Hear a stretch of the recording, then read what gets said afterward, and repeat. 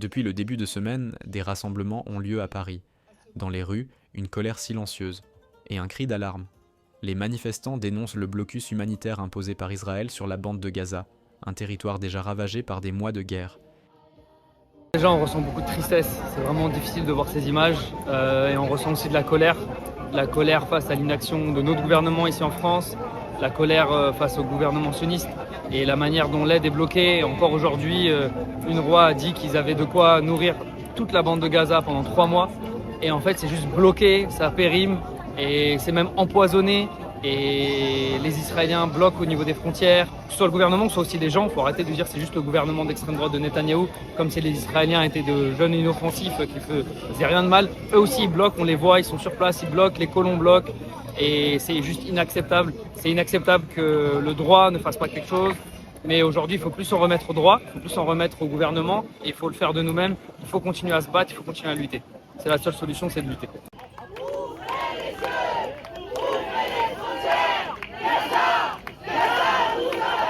Et on lâchera rien.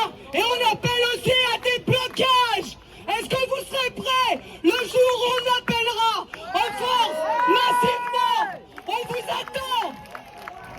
Selon l'ONU, la famine y menace des centaines de milliers de civils, et les premières victimes sont les enfants. Des images déchirantes de malnutrition circulent chaque jour. Humanitaires, citoyens, familles, tous réclament la fin du blocus et un accès urgent à l'aide alimentaire et médicale. Pas de violence, monsieur. Le rassemblement a une nouvelle fois été marqué par une forte présence policière, avec plusieurs militants interpellés en marge de la manifestation. C'est normal. Ce que je ressens, c'est de la tristesse en fait. On se sent démunis, on voit la situation, en fait, on se dit qu'on peut rien faire du tout, tu vois. Il n'y a personne qui les aide, il n'y a personne qui leur vient en aide.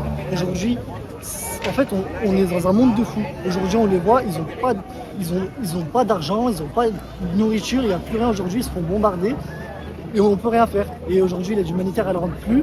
Et même ceux, aujourd'hui, c'est pire. Même ceux qui ont un minimum d'argent, ils ne peuvent pas acheter. Ils ne peuvent rien acheter là-bas. Il n'y a plus rien. Il n'y a plus rien. Et on l'a vu tout à l'heure, le paquet de farine, le kilo de farine, il est à $320. Non mais on est où en fait? Et aujourd'hui, devant tout le monde en fait. Et aujourd'hui, la communauté internationale, elle est où en fait? Elle est où? Un appel à la communauté internationale, alors que les convois restent bloqués aux frontières, et que le nombre de morts continue de grimper.